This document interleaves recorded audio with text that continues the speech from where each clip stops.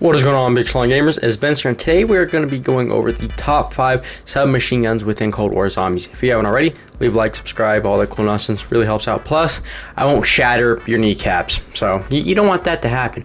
Also, make sure you check out the Discord, Twitter, all that nonsense is within the description. But other than that, gamers, let's get into the top 5 submachine guns in Cold War Zombies.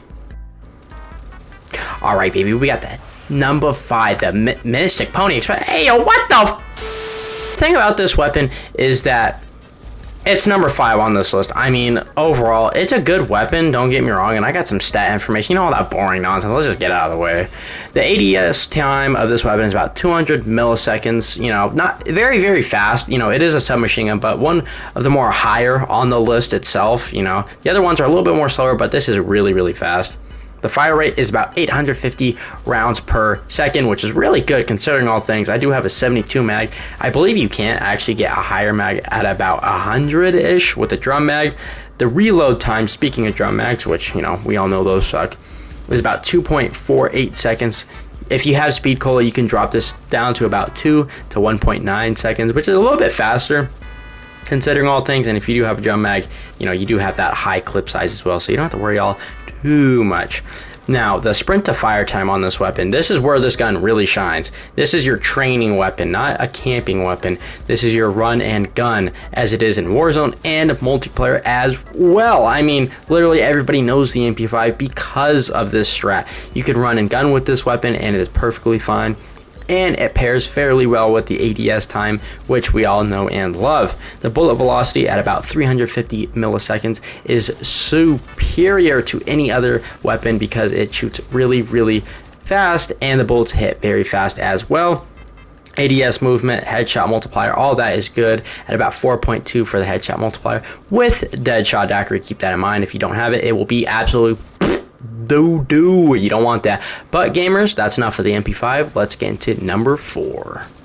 Number 4 on this list is going to be the Royal with Lead, which is, I don't know if you guys know, but a Pulp Fiction reference, but is going to be the MAC-10 submachine gun. This is an absolute beast of a weapon. I can't even express how well this is. The only thing it really sort of lacks compared to the other SMGs is damage output and range. You can use this thing up close, but it's going to do best up close, not really too far. After a while, it will drop, and the recoil on the weapon will sort of, you know, bounce a little bit, even if you have the best attachments, which I have. And also, it's just a good weapon to have. It really is. Even if you're not a fan of it, it is still a really good weapon. Starting off at about 1,120 RPM is a very high, the fastest shooting weapon within Cold War, and one of the more fun ones. The damage output for it is about 20 to 26, and the average submachine gun is about 32. But considering all things, how fast you shoot, it balances out fairly well. The clip on this weapon is actually really great. It's on par or beats even assault rifles, and is at about a Unpack-a-Punch LMG level, which is mind blown. This weapon has it all besides range. The range drop off is at about 9 to 7, I think 7 meters. Technically speaking, with the weapon, it has a very high headshot multiplier at about 4.2. For a submachine gun, this is actually really good. With deadshot daiquiri, the reload speed is at about, I think, 1.5 to 2 seconds, but with speed cola, you will be fine. It'll go a lot faster. But gamers, I mean, hey, it's the freaking MAC-10. Who doesn't love it? Let's get into the 3rd weapon. Oh, baby! If I had to give an award to the most unique submachine gun, it would be the Tech 9 or the Rec 9, which is really, really great. Starting off with this weapon, you have single fire, you level up into burst, and then full auto. Really different. Just to start that off, you know, it's just really, really different. It has a starting ammunition at about 21 in the mag, and then you can increase it varying on how actually the higher the level of the weapon is. I don't have it fully maxed out, so you're looking at gameplay that's a little chopped up, not too you know, well on that hand. But I mean, it does have a very good reload time at about 2 seconds on an empty mag. This isn't like just slapping it off like halfway through the mag, so that's fairly quickly. If you pair this with speed cola, you can turn it down quite a bit to about 1.4, I believe, which is really fast. The rate of fire on this weapon is one of the slower ones, but it's more of the higher damage outputs. At about 450 RPM, you can take out zombies fairly quickly. If I had to put into words how I describe this weapon, at least for this build, it'd be like a mini M16. You could even say it could be a mini XM4 or even a mini EM2. The best way I could put it is that at full auto, because of the high damage output, so, you know, just base tier blue, I'm doing about 2,500, which is well over enough. And when you upgrade this thing, it is a beast. It is actually really great, and it's one of the more fun weapons to use. I know I go on about stats and blah, blah, blah, like who cares, to be honest. This weapon is really fun to play with, and one that's actually enjoyable. Like Cold War, half the time the weapons are really boring, but this one's actually pretty fun, and it pairs fairly well with Ring of Fire, which is always good because, let's be honest, everybody runs it.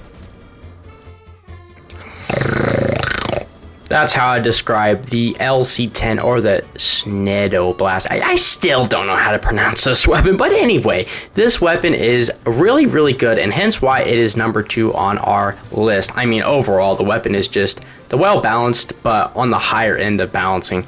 Starting off with damage of about 30, this excels in zombies, which is one of the more higher end of the zombie damage spectrum. The magazine size, you start off at an actually pretty good amount, and you could actually double it depending on the actual size of your clip. It is a very fast reload at about 2.2 seconds empty. The Tech 9 beats it just by a little bit, but with Speed Cola you can about even it out to about 1.5 seconds, which is really good. And this is an empty mag, not the actual dump mag that you can usually do. You know, most normal people do it, competent players. The rate of fire on this is higher. It's at about 800 RPM per second, which is really good, especially considering 64 in the clip. That's about a perfect pair, at least in my opinion. Ring of Fire on this is really good, and also the headshot multiplier is I just love it. I mean, who doesn't like to just use the LC10? It's one of the best, and personally, it's one of my more favorite guns to play with within Cold War zombies. The one, the only, the champion, the Ppsh has got to be the best submachine gun in Cold War Zombies.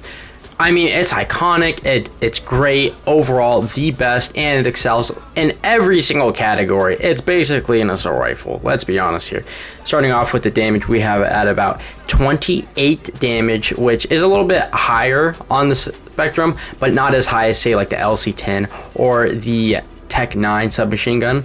It starts off at about 32 in the mag, but you could well increase this. I mean, I literally have 172 on a submachine gun. Keep that in mind. The reload time is at 2.2, the same as the LC10, so hence why it's a little bit better, and also it is used in a lot faster fashions. I mean, most people don't even dump 172 in a mag, and with Speed Cola you can drop this off by quite a bit. And keep in mind, I have this as the drum mag as well. You can have this even faster. The rate of fire is at 910 RPM per second, which, even though you have a really big clip, it pairs fairly well. You can spray this weapon for a long amount of time. It is absolutely one of the best, and it is the best, hence why it is number 1 on our list today. It is absolutely amazing. The Grizzly Reaper, it's been in every single Black Ops Treyarch installment besides 2 and 4, but for good reason. I mean, this weapon, a king's gotta rest eventually, right? But hey, gamers, if you haven't already, leave a like, subscribe, all cool nonsense, and yeah, I'll see you guys next one. Have a wonderful day. See ya.